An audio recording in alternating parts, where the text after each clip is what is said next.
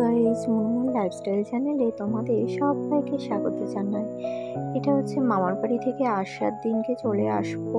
তো মামার কাছ থেকে একটু ছাতু খেতে চাইলাম, তো মামা দোকান নিয়ে বের হচ্ছিল।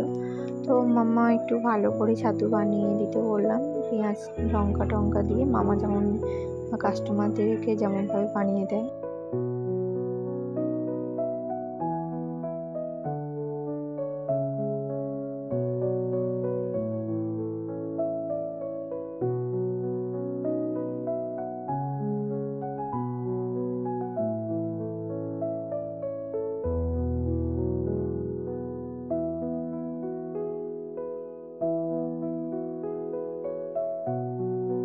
তো দেখো, এবার আমার ছাতু একদম রেডি হয়ে গেছে। মামা খুব সুন্দর করে বানিয়ে দিয়েছে, পেঁয়াজ লঙ্কার কি একটা মশলা দিয়েছে।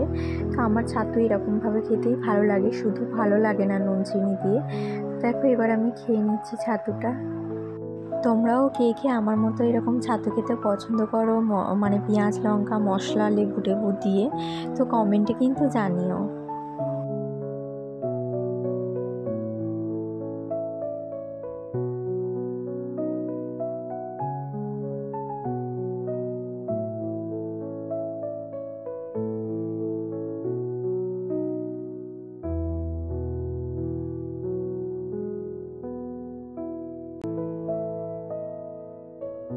তো এবারে মামা দোকান নিয়ে চলে যাচ্ছে। তো মামা চলে গেলে আমরাও চলে যাব। আর মামা আমাকে একটা শসা হাতে দিল, কারণ ওখানে অনেক কিছুই মামা বিক্রি করে, পাপড়ি চাট, আলু কাবলি, অনেক কিছুই আইটেম থাকে। আরও ছাতু যে যা খেতে পছন্দ করে, তো ওরকমইভাবে বানিয়ে দেয় মামা।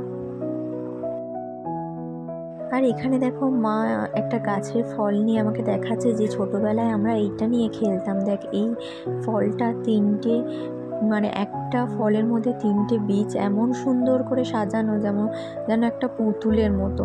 আর দেখো, ঠিক তেমনই আমি তো দেখে একদম অবাক হয়ে গেছি যে এরকম কি করে হয়, খুব সুন্দর। আর আমার মামামও হাত দেওয়ার জন্য বায়না করছে, কিন্তু আমি ওকে হাত দিতে দিচ্ছি না, কারণ কোনো বিষাক্ত ফল টল হলে মানে মুশকিল আছে।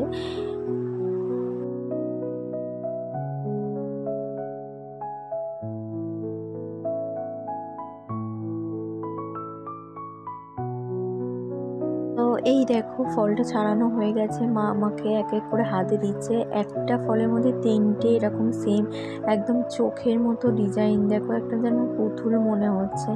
তিনটেই ফল এরকম, মানে তিনটে বীজ এরকম আমাকে দিচ্ছে হাতে পরপর।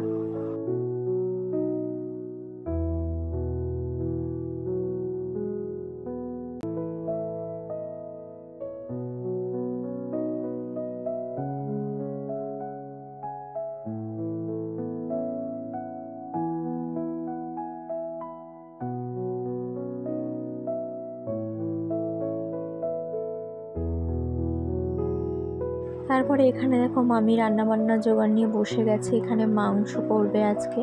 তো এখানে দেখো, আলু টালু ভাজা হয়ে গেছে। আর এখানে একটা থোর ভাজা টাইপ করেছিল, আর এখানে ডাল করেছিল।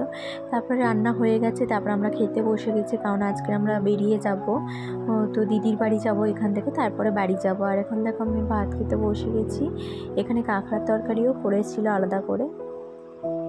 আর বাগানে দেখো, অনেক রকমের সবজি হয়েছে। টাটকা সবজি দিয়ে তরকারি খেতে কিন্তু একটা আলাদা টেস্ট লাগে, যেটা আমরা এখানে ওরকমভাবে করলে একটা অন্যরকম লাগে।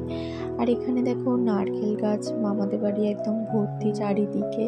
তো আজকে তো বাড়ি চলে যাব, মানে এখান থেকে দিদির বাড়ি যাব, তারপরে আমরা বাড়িতে চলে আসব। আর এখানে দেখো, বেগুন গাছে বেগুনও খুব সুন্দর হয়েছে, সবকটা গাছেই বেগুন হয়েছে।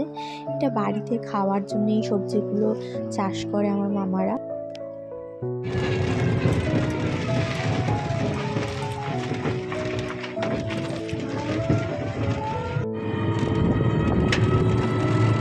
আর এখন দেখো, আমরা দিদির বাড়িতে পৌঁছে গেছি। আর আমার মাম্মামকে দেখো, ও দুষ্টুমি করছে আমার দিদির মেয়ের সাথে, ওর সাথে খেলবে। আর ও তো ছোট, আর আমার মেয়েও ছোট, ওকে ওই জন্যই দিচ্ছি না কোলে।